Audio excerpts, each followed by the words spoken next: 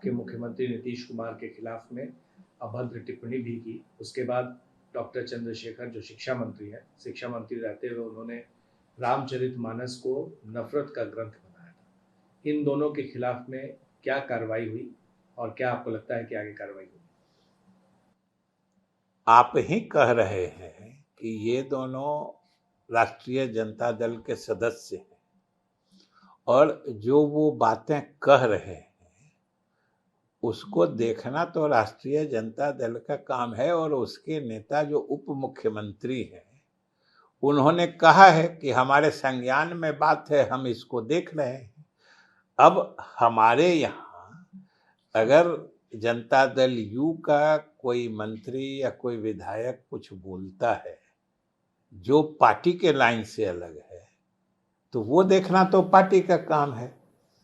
और जब उसी पार्टी के राष्ट्रीय जनता दल के जो सर्वमान्य नेता है या राष्ट्रीय जनता दल के राष्ट्रीय कार्य समिति का फैसला जो है कि राष्ट्रीय जनता दल की सोच या राष्ट्रीय जनता दल का स्टैंड वही माना जाएगा जो या तो उसके राष्ट्रीय अध्यक्ष लालू जी कहेंगे या उप मुख्यमंत्री तेजस्वी जी कहेंगे।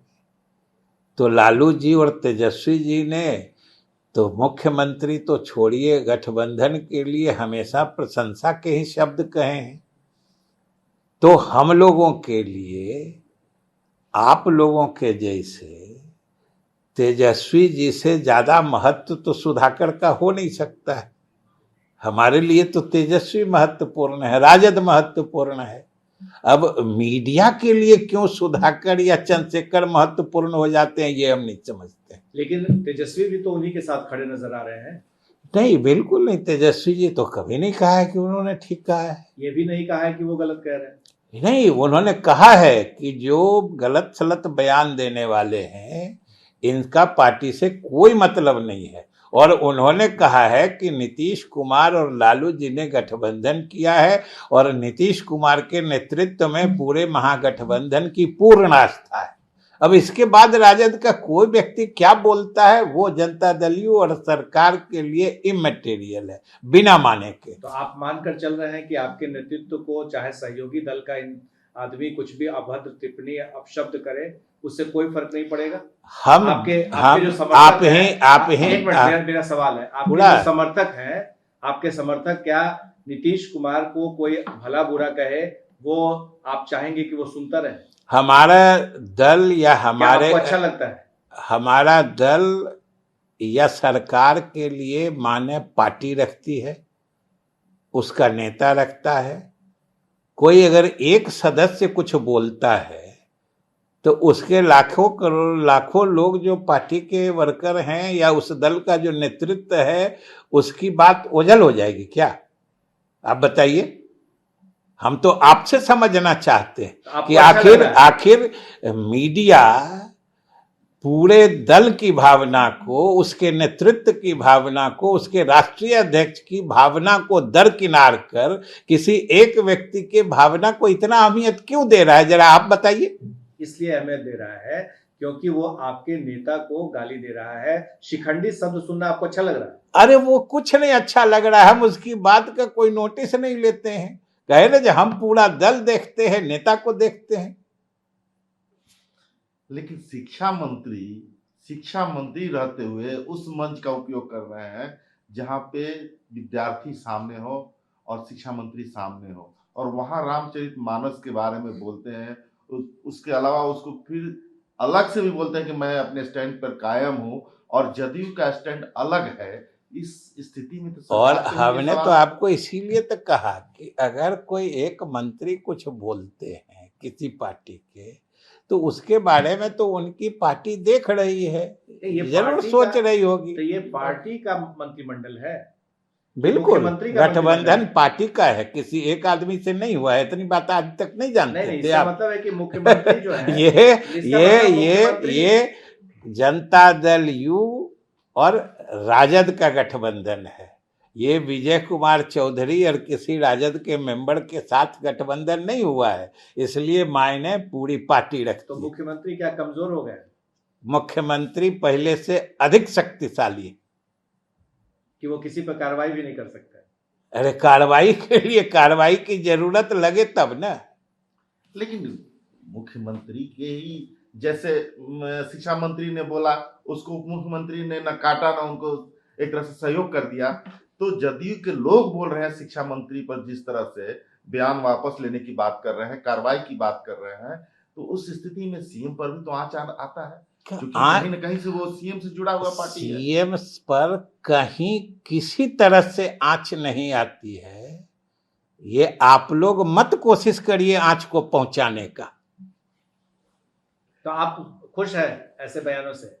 हमारे खुश होने का इसमें कौन सी चीज आपको नजर आ रही है? हम तो देख रहे हैं कि आप लोग मीडिया के लोग अकारण खुश हो रहे हैं। सर, जेडीयू के राष्ट्रीय अध्यक्ष ने बयान दिया था कि ये आरजेडी का अंदरूनी मामला है और तय अब आरजेडी को करना है। तो इस बयान का मतलब क्या समझे आप? जो बयान दे रहे हैं इस बयान का मतलब वही समझिए जो उस बयान का मतलब होता है। सर, आपने केंद्र सरकार की आर्थिक नीतियों पर हमला बोला है, क्या ऐसा उसमें आपने पा लिया कि ये कोई हमला करने या कोई शिकायत करने की बात नहीं है। ये केंद्र सरकार ने ही अभी हाल ही में, हमको लगता है जो मुश्किल से 5-7 दिन पहले अपने आंकड़े जारी किए हैं, खास के अर्थव्यवस्था से जुड़े आंकड़े हैं। आप जानते हैं कि अर्थव्यवस्था की स्थिति का आकलन करने के लिए जो अंतर्राष्ट्रीय व्यापार होता है उसमें जो व्यापार संतुलन जो कहते हैं, ट्रेड बैलेंस, वो एक बड़ा ही महत्वपूर्ण संकेतक और सूचक होता है। और अभी जो तुरंत, जैसा हमने कहा, मुश्किल से 1 सप्ताह पहले जो आंकड़े दिए गए हैं कि हम लोगों का कुल व्यापार घाटा, जो ट्रेड डेफिसिट कहते हैं, वो 192 अरब डॉलर से भी बढ़ गया। आप सोच लीजिए, ये रिकॉर्ड ऊंचाई पे घाटा है। तो ये तो चिंता की बात है ही ना। और खास तौर से अंतर्राष्ट्रीय व्यापार में इतना घाटा होना, जब आप पिछले कई वर्षों से मेक इन इंडिया, आत्मनिर्भर भारत, कई तरह के लोक लुभावन नारे गढ़ रहे थे,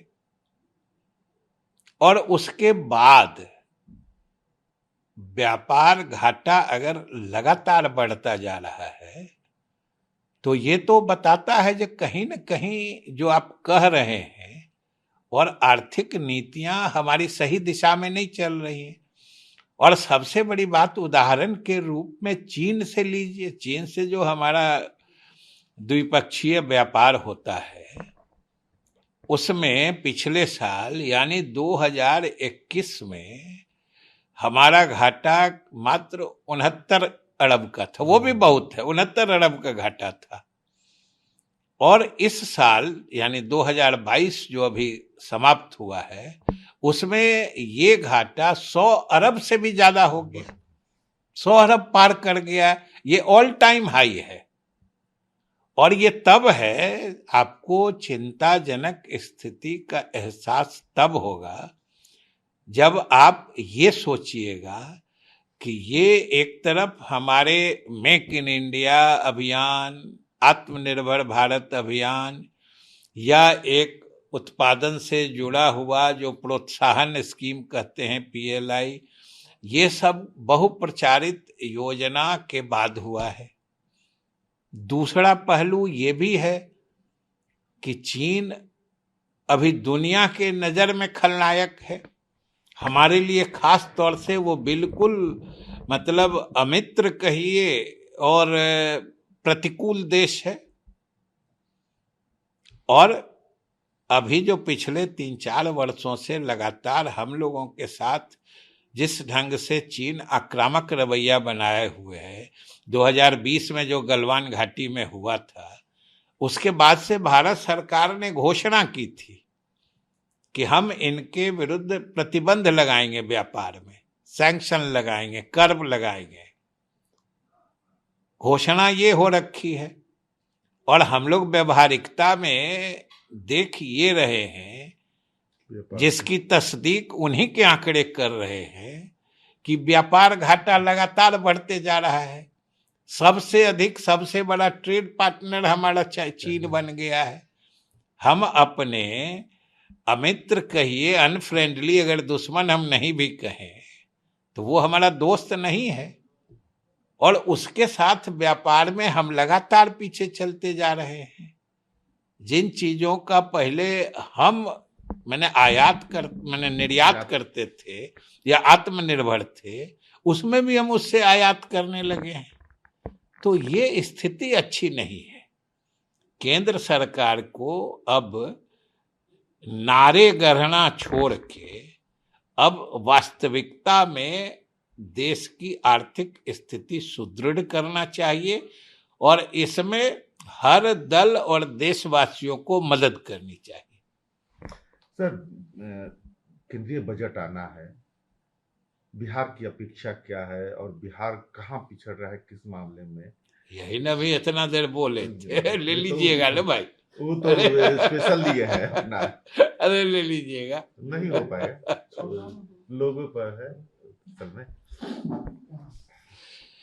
बिहार की जो केंद्र सरकार का जो बजट आने वाला है, उसमें जो हमारी अपेक्षाएं हैं, उन अपेक्षाओं को हमने रूबरू जो भारत के वित्त मंत्री हैं श्रीमती निर्मला सीतारमण जी, हमने उनके सामने बजट पूर्व विमर्श में सीधे तौर पर रख दिया है कि हम चाहते हैं कि केंद्र प्रायोजित योजनाओं की संख्या सीमित हो, जो हम लोगों का कैपिटल एक्सपेंडिचर जो कहते हैं, जो उसमें अतिरिक्त सहायता दी जाती है, वो हमको मिले। पिछले वर्ष जो ऋण मुक्त ब्याज, या ब्याज उसको दूसरे तरीके से कहिए कि ब्याज मुक्त ऋण देने का जो प्रावधान किया गया था पिछली दफा, वो उसको जारी रखा जाए। हम लोगों ने ये सब मांगे की हैं। और दूसरी बात है कि पिछले लगातार 1.5 दशक में हम विकास के हर पैमाने पर हमारी उपलब्धि प्रशंसनीय रही है, और ये भारत सरकार के आंकड़े ही बताते हैं। किसी किसी मामले में, किसी किसी मापदंड पर हम देश में सबसे बढ़िया उपलब्धि हासिल करने वाले हैं, और फिर भी हमारा देश सबसे गरीब देश बना का बना रह जाता है।